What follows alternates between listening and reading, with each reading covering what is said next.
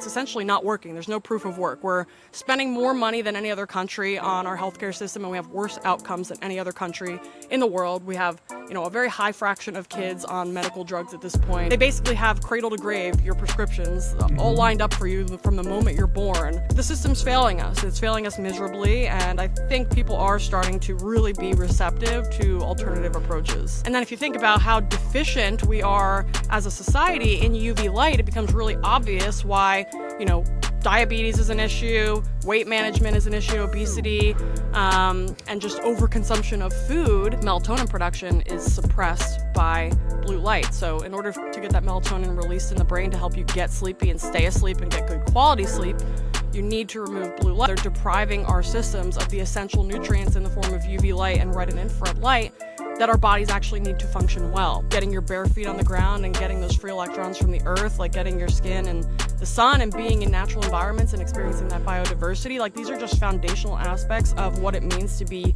Homo sapiens, what it means to be human.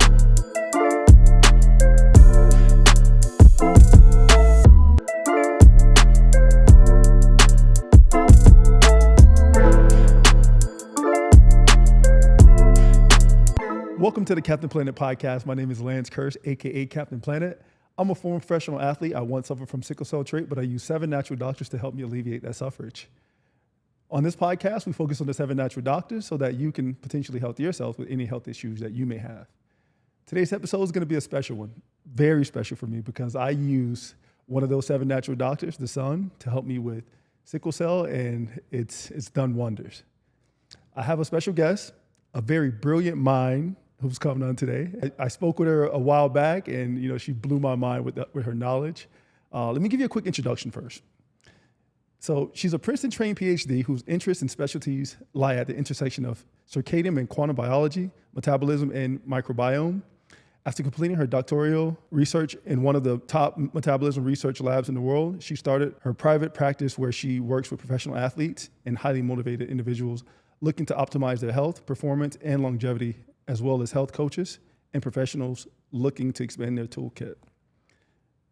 Ladies and gentlemen, I present to you Alexis Cowan. Thank you. I'm really excited to be here. We got a lot to talk about, for sure. I really love your experience and sharing how much the sun has helped you with sickle cell, and we're going to talk about the mechanisms behind that because it's really solid, and there's so much, regardless of who you are, the sun can help in so many different ways, and depending on your background, genetically, heritage-wise, there's different ways to think about dosing the sun, also depending on where you're living now. So we'll get into the details about basically how to leverage nature to live your best life. Absolutely, absolutely. And, that goes along with the 7 natural doctors because, there's a preventative aspect to health as well that we typically, the sun and light therapy and, light pollution is something that we should absolutely focus on. So, Dr. Alexis, let them know a little bit about yourself, about your experience with the sun and just your knowledge when it comes to this aspect. Yeah, so maybe worth mentioning that circadian biology was on my radar in graduate school. I was at Princeton from 2016 through 2021. I graduated in December 2021. And it was on my radar, circadian biology being the 24-hour cycles that our bodies have that are basically locked in by these inputs called Zeitgebers or time givers, the number one of which is light. So it was on my radar, but I didn't really see the importance of it or feel the importance of it just in the way that it was presented to me. And so I was really focused on the microbiome at that point and metabolism, which was the research lab I was in, was this metabolism research lab. So I was really interested in how different dietary inputs and basically fasting versus feeding and ketogenic diet versus a high carbohydrate diet, how that changes metabolism in the body.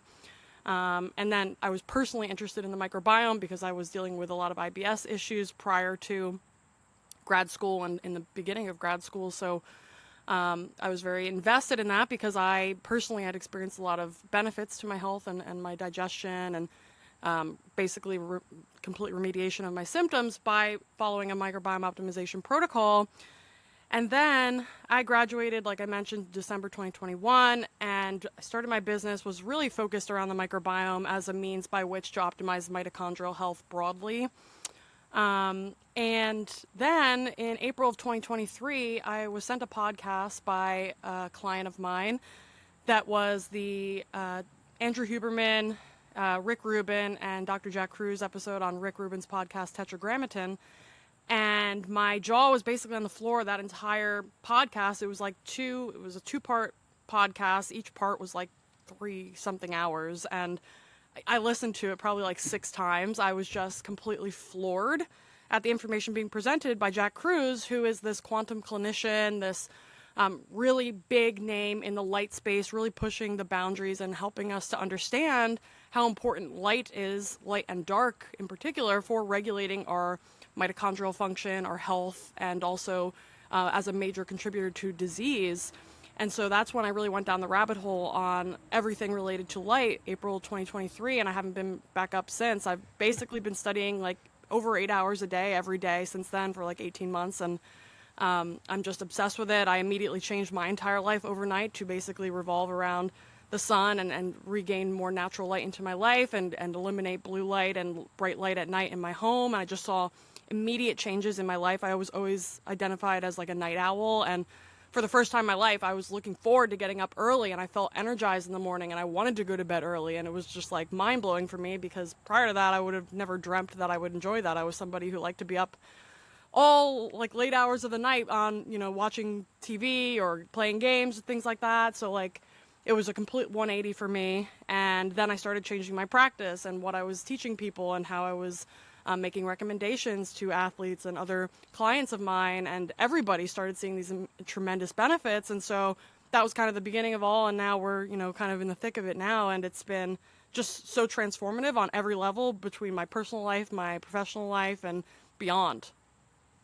I love it. I love it. I have a story that's very similar to yours. But let's talk about, how do you include light? Because you mentioned that you saw Jack Krause and Joe Rogan and Rick Rubin on that podcast, on that episode. How do you include it? Like what time of the day? If someone's just getting into it, they're new to it. What does that look like? Because we've always been taught that the sun, well, since the 90s, because they said something about the ozone. You remember that? Yeah, I remember that. So since the 90s, we've been taught, stay away from the sun, SPF. It's fear mongering, but they didn't teach us why or how or what to do with it when we encounter it. Could you at least fill us in on that?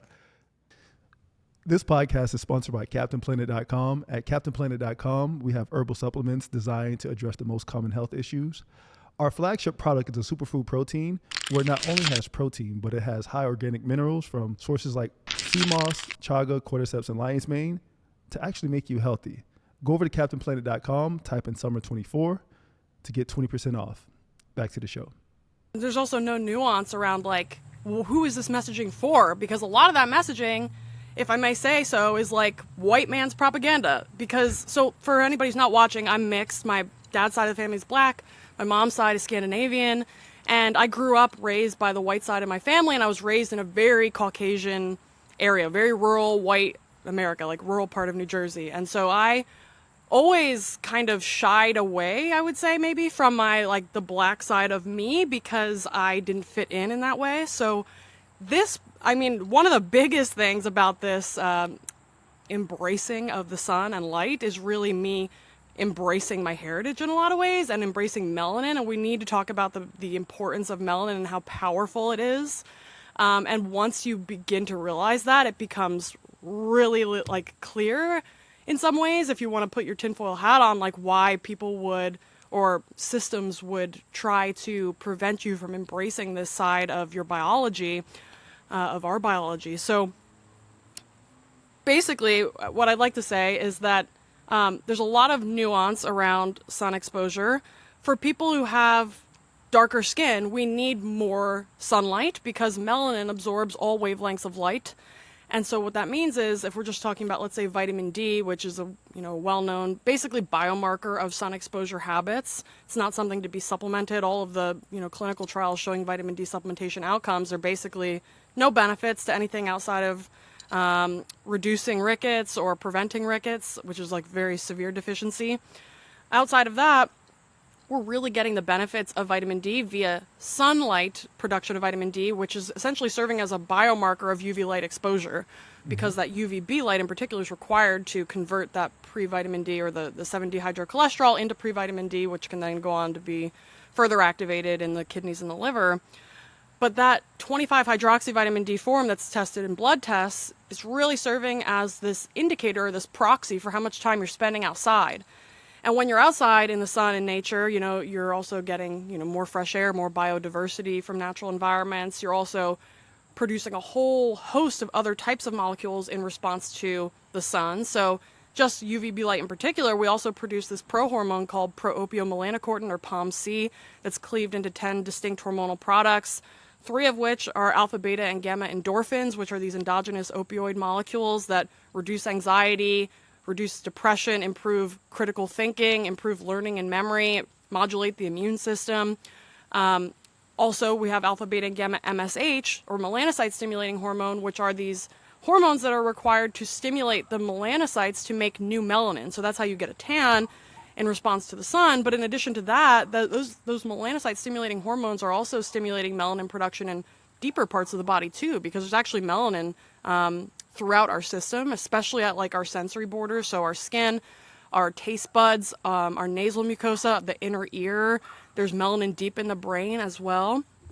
So all of these melanin depots are really important for reasons that we can kind of unpack with regards to melanin biology and how that's benefiting us. But those melanocyte-stimulating hormones, in addition to those benefits for melanin production, are also directly acting on the hypothalamus to decrease appetite and increase energy expenditure. So in effect, they're helping you to achieve or maintain healthy body composition. And then if you think about how deficient we are as a society in UV light, it becomes really obvious why, diabetes is an issue, weight management is an issue, obesity, and just overconsumption of food. Because if you're constantly, depriving yourself of UV light, you're not getting those endorphins that's giving you a natural dopamine high that's letting you cruise at altitude. But instead, now you're looking for quick hits of dopamine in your everyday life, whether it's junk food or social media or pornography or whatever the addictions, drugs, alcohol, like all of these addictions are signs that you're not filling your own cup naturally through that sun exposure. And so that's something that I focus a lot on. And if you have darker skin, that means you need more UV light in order to actually synthesize POMC and vitamin D, because there's so much melanin there that's basically sequestering that light and not allowing it to facilitate the biochemical response. And that should make a lot of sense because dark skin is associated with equatorial high UV regions. And that means that the darker your skin is, the more your system is evolved to receive high quality, high UV index sun, basically year round, versus individuals who come from more northern regions. There's, better quality sun during the summer, but then very poor quality sun in the wintertime.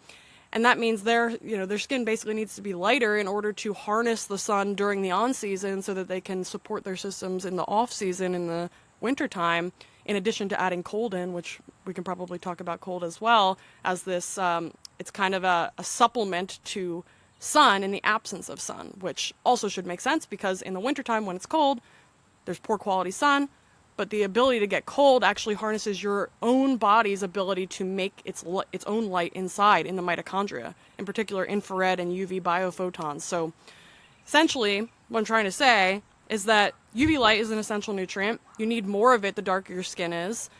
But in addition to that, we're getting so much more from the sun than just UV light. We're also getting red and infrared light, which can directly penetrate into your body, stimulate your mitochondria to make more energy and more mitochondrial water that helps to hydrate your tissues, helps to prevent against injuries, helps to maintain metabolism. And so just, if we're thinking about red infrared light, we're getting UV light as well. We're also getting blue light, which comes from the sun. 50% of midday sun is red infrared light, about 25% blue light, and less than 10% UV light.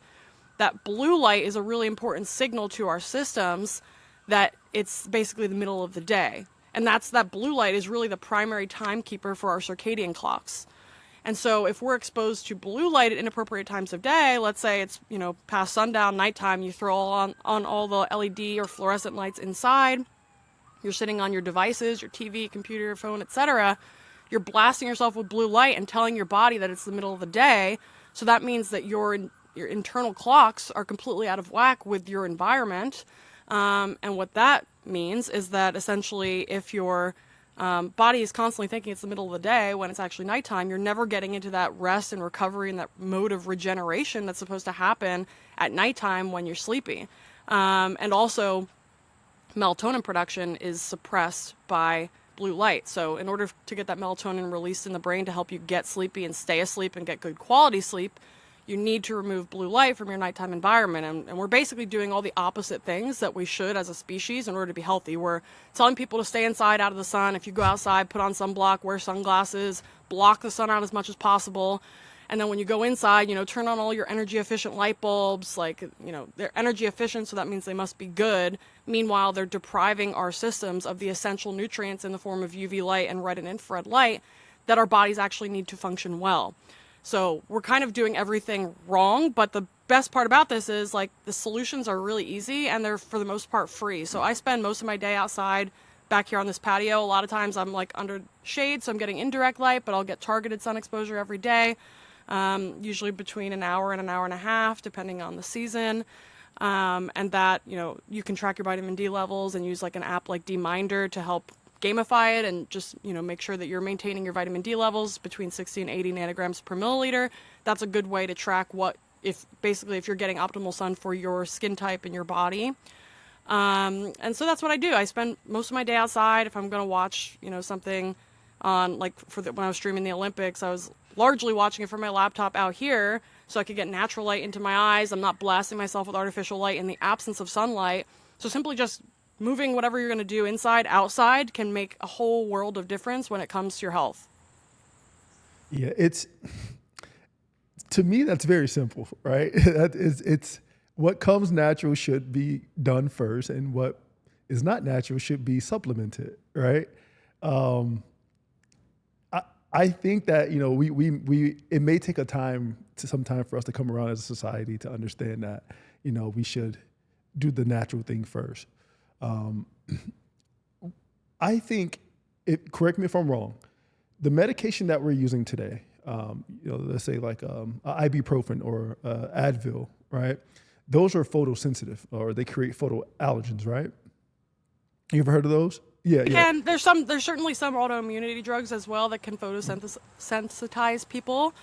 But I, personally think, at least, I'm not going to provide medical advice to anybody because I can't do that. But I would say for myself, I would never want to rely on a drug for something that I could take care of in other ways that are more, I don't want to just appeal to nature. Just because it's natural doesn't necessarily mean it's good.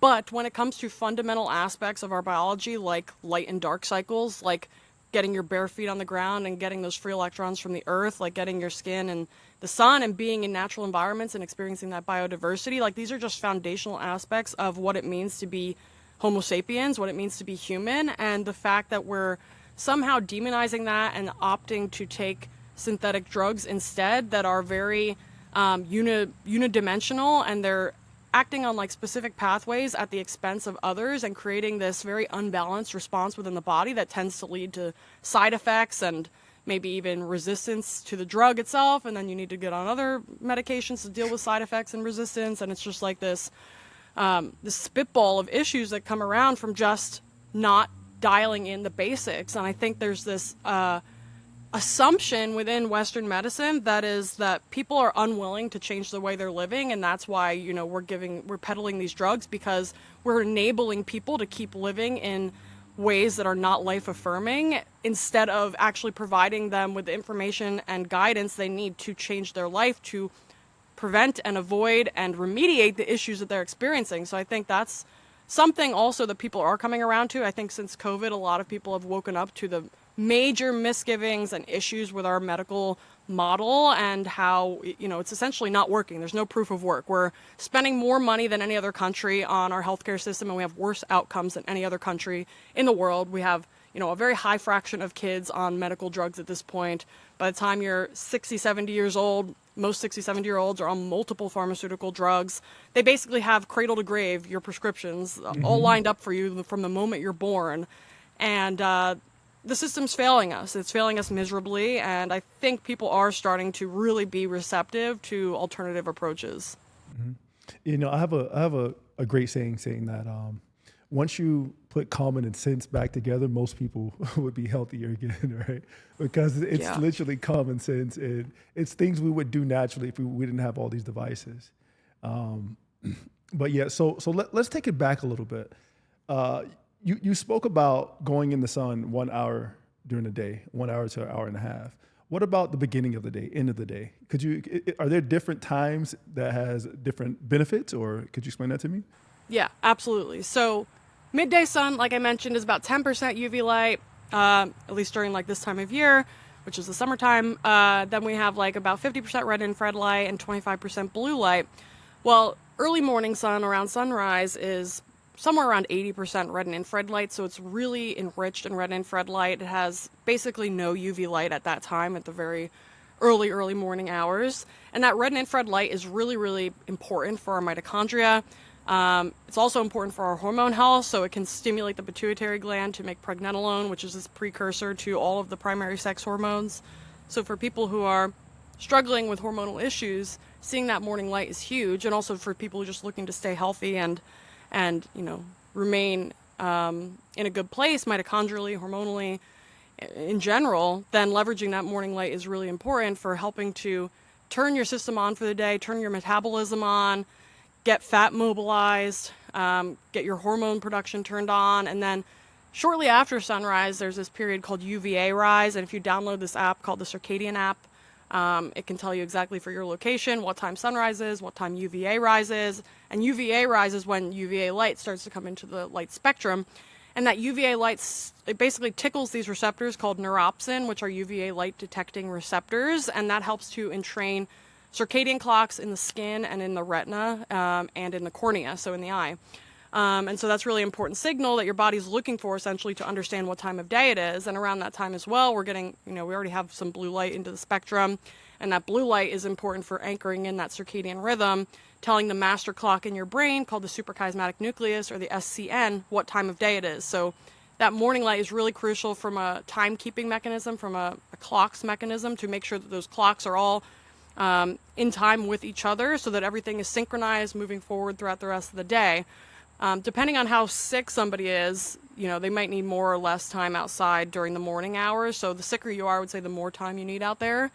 Maybe an hour would be great. If you're, doing well and you're just trying to stay that way, maybe even. Why is that? Why is that? So it's that red light is really, really important for turning on the mitochondria that are essentially defected in the vast majority of chronic disease. So if we think about all of the primary chronic diseases we're facing as a society, we have obesity, diabetes, autoimmune disease, neurodegeneration, cancer.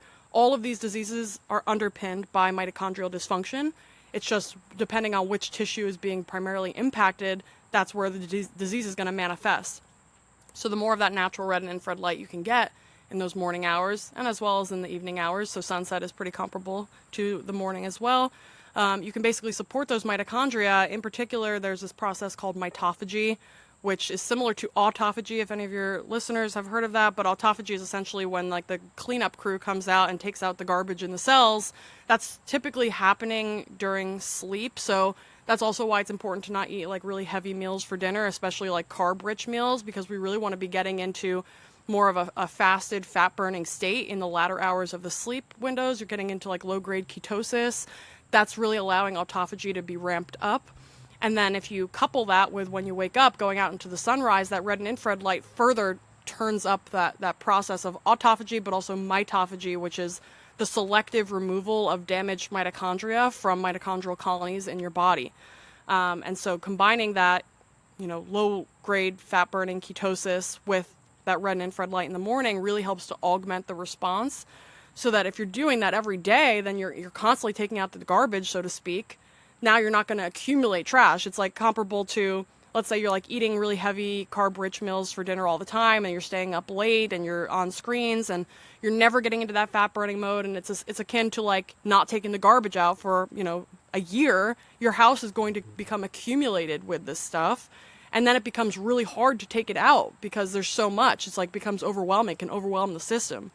But instead, if you are just, fastidious about following a healthy routine daily, you don't have to worry about that accumulation.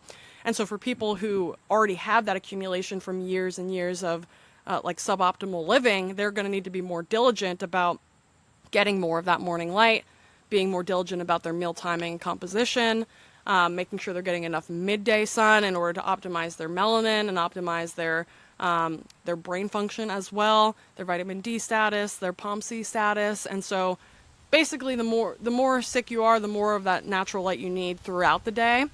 And for people who are well and looking to stay that way, there's more leeway essentially, because you're not trying to put out a fire. You're instead just trying to keep things copacetic. Absolutely.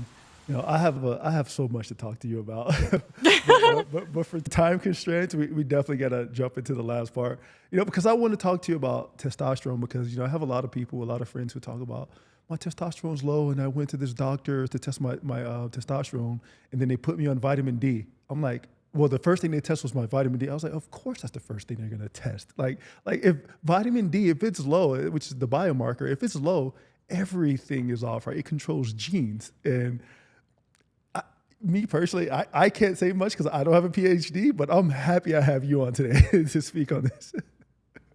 Yeah, so like I mentioned, the hormone story is really, it's a story about different types of light and also temperature. So we didn't talk about temperature that much yet, but temperature is another important controller of circadian biology.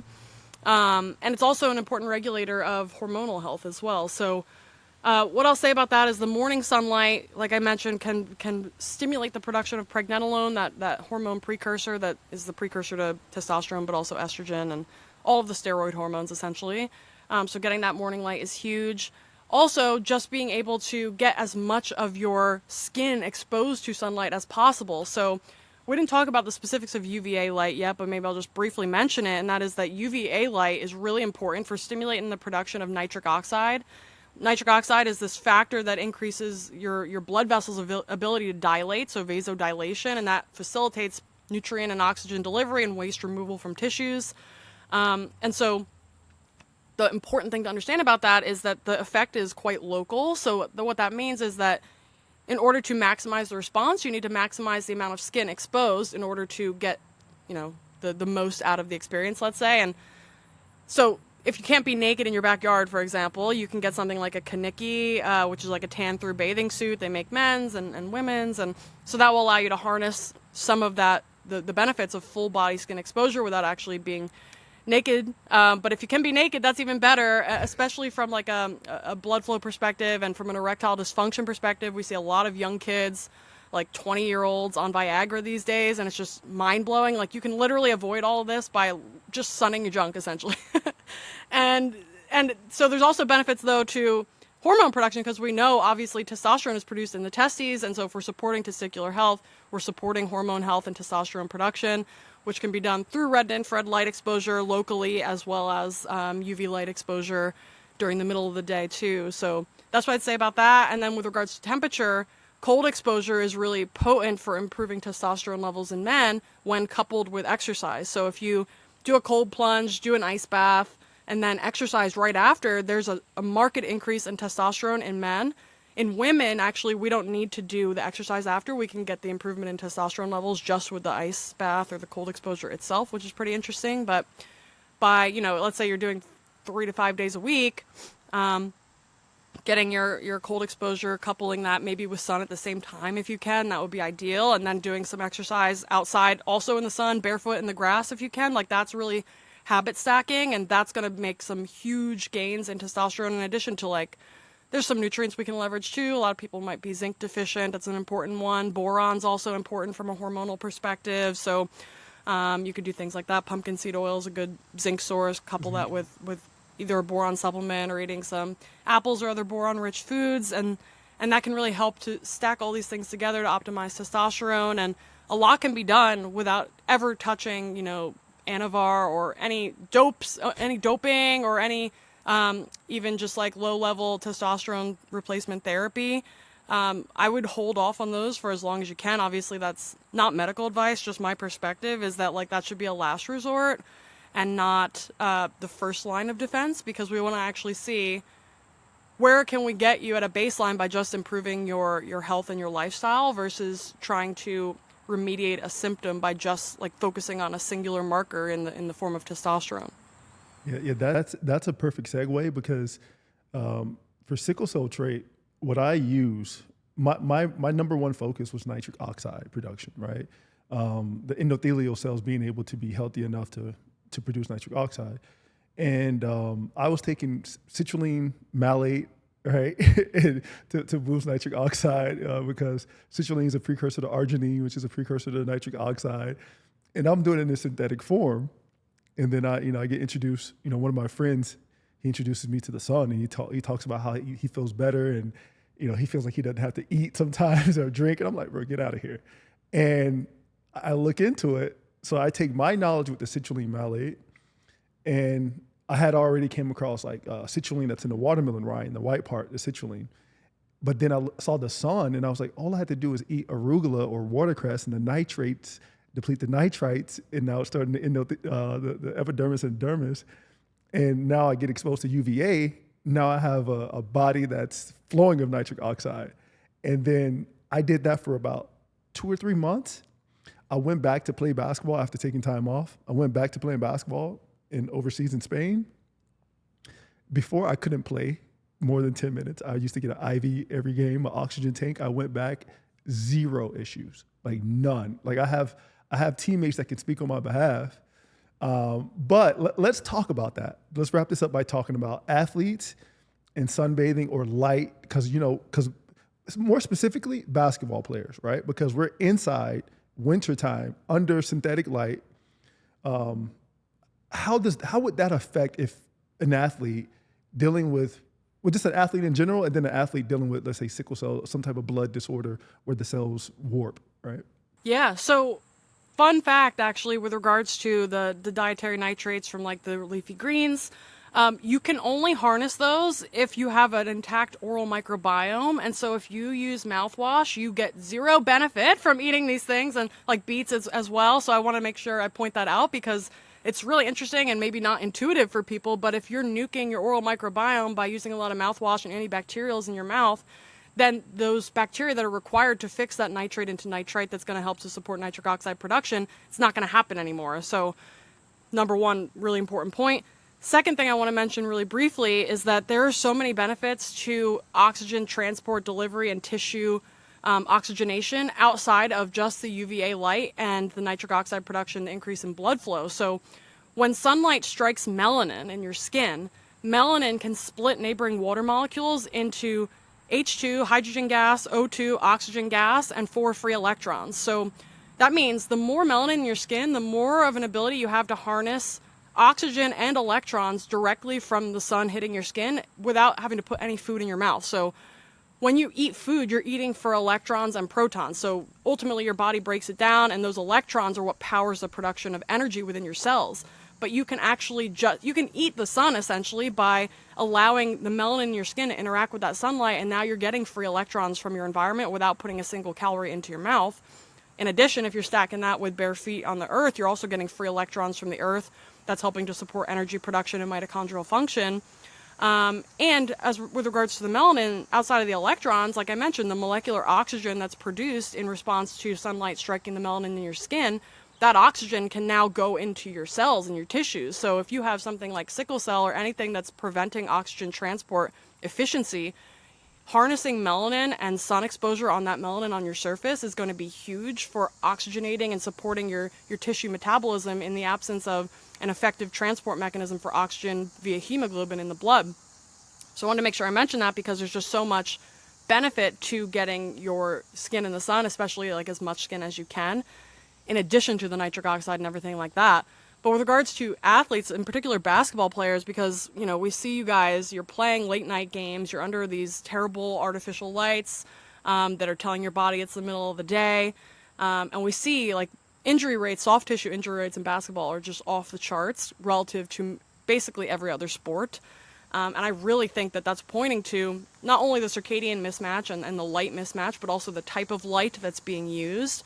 So one of my dreams, and I'm working with like Princeton track and field right now, and I'm working with a cohort of like 15 professional athletes. A lot of them are fighters. But I'm really looking to optimize the light environment for athletes because, especially in the training environment, if we can optimize the environment that you're spending the most of your time in, then we're going to be, you know, getting you an 80% benefit. Even if you still have to play games under horrific lights late at night, if we can just fix your lifestyle most of the time so that you're not dealing with these superfluous and harmful inputs, even when they're unnecessary, like we can make some huge dents in injury rates and performance gains as well.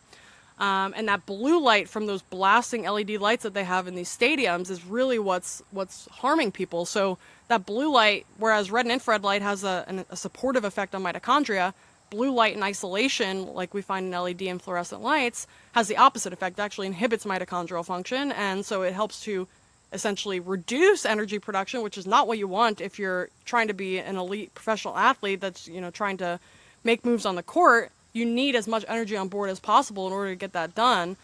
And so the lighting in the arenas are directly working against that. So even if we can, change the lights in the locker rooms, if we can have you wearing blue blockers while you're on the bench, maybe using like a red light device even when you're on the bench, something to supplement that poor light environment to help to make it more well-rounded is going to be some low-hanging fruit. And that would be for everybody, but in particular, I mean, people who are dealing with anything like oxygen transport issues and sickle cell, et cetera, are going to need even more support because you're already working from a bit of a deficit. And so anything that you can do to optimize, your daytime environment, making sure your environment is solid, you're spending a lot of time outside and harnessing the benefits of that, then when you're going into a game later on, you're going to be operating from more of a place of fullness versus operating from this place of like, you can only play 10 minutes without feeling winded and gassed. And so there's so much that we can do on this front, but it really just comes back to some basics, getting your bare feet on the ground, getting your skin in the sun, seeing the morning sun, seeing the evening sun if you can, optimizing your vitamin D status to understand how much midday sun you need for you. Training outside when that's possible is just, the biggest low-hanging fruit, I would say, because in the vast majority of cases, that is possible. It just requires a little bit of creativity and prioritization, let's say. So I think that would be, some of the biggest takeaways that I would give to people is just try to find ways to re-engineer nature into your life so that it becomes habitual. So, but what about when training inside? Because I know when I'm at the gyms, I wear long sleeve, right? I try to cover my legs as much as possible, and I wear some very dark shades, and everyone laughs at me because I don't wear that outside. I only wear it inside. They're like, why are you wearing shades inside? I'm like, only if you knew. Yeah, I mean, so it's a tough issue because on one hand, you don't want your body to think it's dark because when it's dark, your cognition isn't as sharp, you're not mobilizing as much energy because that when your body's perceiving dark, it's thinking it's, rest recovery mode, it's nighttime. So if we want to optimize for performance, we do want light inputs, but the thing is we just want it to be a well-rounded source of light. And one benefit that I would say that anybody who has more melanin in their skin has when under artificial light is that, like I mentioned earlier, melanin absorbs all wavelengths of light. And so in that way, it is actually protecting you against artificial light as well because it's able to absorb that light. But it's still not optimal. And if we can get some red and infrared light back into that environment, that would be ideal. So one thing that I would do is like if I'm going to a gym with really bad LED lights, for example, I have like a mini red light panel that I'll bring and like I'll shine on myself between sets. It's not optimal. I'm also in the process of, well, I actually canceled my gym membership and we've built like a home gym here in the garage. Most of our workouts are like out in the yard or in the garage gym without any lights, just natural light from the garage door open. So I would say try to do that when possible, but if you're going to be in an actual gym, I would say just try to optimize your time outside the gym. And then if you're going to be in the gym for an hour or a couple hours, it's not going to be the end of the world. But if you can, maybe wear blue blocking glasses, like a daytime pair, that would be good. That blocks about 60% of blue light.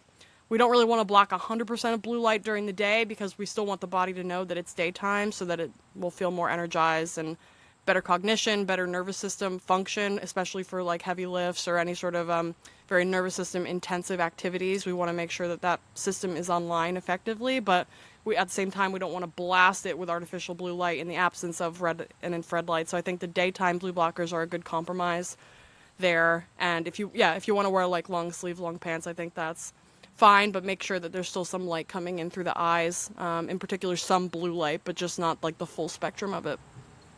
Mm-hmm. No, thank you for that. Thank you for clarifying that. So last thing, I got to let you go because the time is ticking. But would it be safe to say, correct me if I'm wrong, if you have darker skin, which is eumelanin, right, and lighter skin is pheomelanin, right? I learned that from what's her name, Nina Jablonski. Do you know who Okay. Nina Jablonski is? No, I don't know her. Yeah. Nina Jablonski. She has a book called Skin and the Living Color, where she talks about skin and the health benefits and the social repercussions because of it. But anyways, would it be safe to say people with darker skin should be very cautious of living above the 35th parallel, the Tropic of Cancer, right? And then, the closer they are towards that, the equator, I wouldn't say the better, but the less they have to have sun as a concern, and the more they have to have a concern above that 35th parallel, and vice versa. Yes. So, I mean, one thing that I'll say as a caveat is like you could even live at the equator today and still live an indoor lifestyle, and that wouldn't be good. So, but the sun quality is so much more potent and high in the equatorial regions that you can get less sun and get more of a benefit in that short period of time. So, yes, I would say the darker somebody's skin is, the better off they're going to be living somewhere with higher quality sun. There is some nuance here. So what I would say is, like, if you can know something about your mitochondrial genes, that can be helpful. So you inherit all of your mitochondria from your maternal side, from your mom. So basically you want to look back on your mom's side. So look at your mom, your grandma, your great grandma.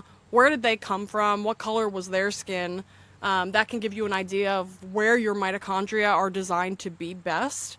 And so for somebody like me who's mixed, my mitochondria come from northern regions, but my skin is more like medium tone, let's say. I can get pretty dark during the summer, and so I kind of have some flexibility. My mitochondria actually do really well getting cold in the wintertime and then getting sun in the summer. But having said that, I think, for optimal health, the more melanin you have in your skin, the more you just want to kind of head more south.